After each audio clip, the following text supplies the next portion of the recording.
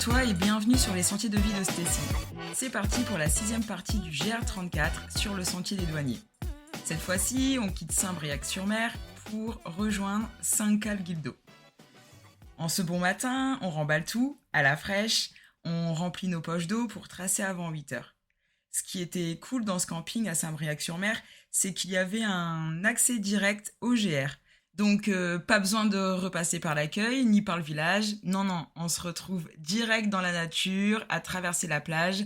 Heureusement, marée basse, on a pu traverser tout ça tranquillement sans avoir besoin de faire un détour qui nous aurait peut-être valu 1 ou 2 kilomètres supplémentaires. Je me souviens plus trop des premières heures de rando.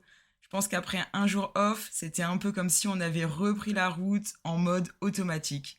Alors je pensais qu'en regardant mes photos, ça allait un petit peu raviver mes souvenirs. Tu parles.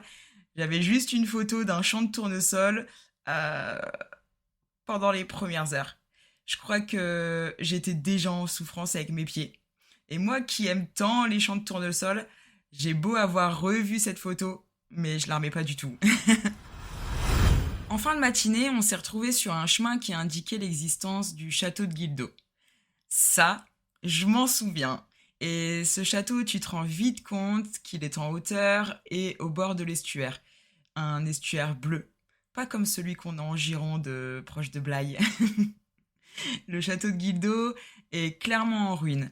Mais quand tu l'observes, tu te dis qu'il devait être monstrueusement immense. A priori, il avait été construit en bois et en pierre dans un premier temps, au XIe ou XIIe siècle, pour finalement être détruit au XIIIe siècle, puis reconstruit, puis détruit de nouveau au XIVe siècle, pendant la guerre de succession de Bretagne dans les années 1300. Putain, un pauvre château, qui en a vu des vertes et des pas mûres. Ouais, parce qu'en plus, il a été littéralement détruit et abandonné vers le XVIIe siècle, si j'ai bien compris. Bref, tu l'auras peut-être compris, il a subi pas mal de guerres, le château. Et ouais, la vache, je crois que je t'ai fait une minute culture très approximative qui plus est.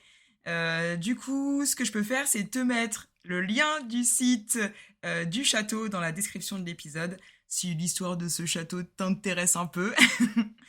En tout cas, ce site est tout de même exceptionnel. Quand on était entre les murs, ou parlons plutôt des restes des murs, des ruines, on se rendait compte de l'immensité du château. Et ce qu'on a trop aimé, c'était découvrir les différentes pancartes qui permettaient un petit peu d'identifier les différentes parties du château.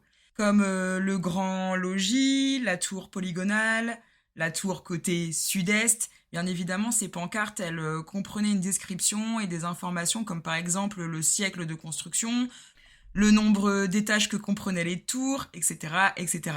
Et bien qu'il était en ruine, tu profites clairement de la beauté des pierres qu'on n'a plus trop l'habitude de voir. Et bien évidemment, cette découverte, c'est un peu comme les musées. Autant te dire que je n'avais pas toujours l'envie de tout lire.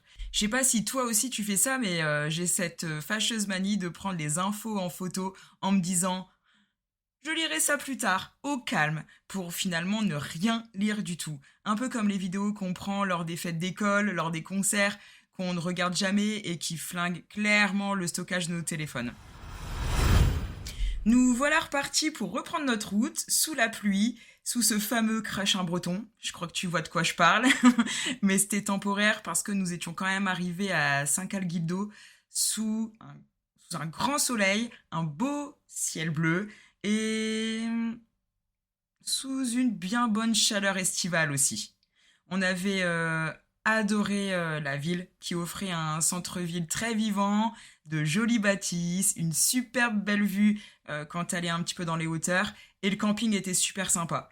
On avait un petit peu regretté d'avoir fait notre journée off à Saint-Briac, mais c'était sans oublier mes pieds en carton qui m'avaient bien fait souffrir pendant cette journée de 20 bornes, un peu l'enfer. Je te jure, j'ai vraiment cru que j'allais me faire un talon d'Achille, que je chuterais, que je tomberais d'une falaise. Ouais, à la limite de la paranoïa, la meuf. Tu peux le dire. Alors j'étais bien contente de me poser, sauf qu'on a vu nos voisines d'emplacement, ce jour-là, en arrivant au camping, se galérer à planter leur tente. Donc on s'était dit qu'il serait peut-être pas mal de se bouger les fesses pour se débarrasser vite fait, bien fait de l'installation. Puis accessoirement, comme notre tente était encore pleine d'humidité. Alors finalement, est-ce qu'on a su monter et planter rapidement notre tente? Oui, nos voisines n'avaient juste pas eu de chance. Tente montée, tente piquée, nous voilà prêtes pour aller prendre nos douches, faire notre lessive, cette corvée quotidienne, la lessive, et ainsi être officiellement posées pour manger, glander, prendre soin des petits pieds et terminer notre journée, passer la nuit et nous réveiller sous une tente pleine de condensation.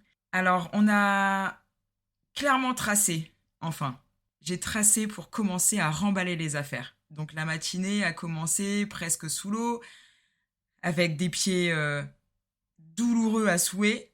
Et tu comprendras dans le prochain épisode que notre départ de 5K ne s'est absolument pas passé comme prévu. Je te laisserai donc découvrir ce qui s'est passé ce jour dans le prochain épisode qui t'emmènera du coup là pour le coup au Cap Fréhel, donc à Plévenon. Ou pas. Alors je te souhaite de passer un bon mois de juillet, d'agréables vacances et de profiter de celle-ci ou de tes congés payés. Et en attendant, en ce qui me concerne, je repars marcher sur le GR34 en juillet, mais ça, tu le découvriras bien plus tard. Merci à toi d'avoir écouté cet épisode. Comme d'hab, tu peux aller le noter sur les plateformes d'écoute comme Spotify ou Apple Podcast. Voilà, à bientôt!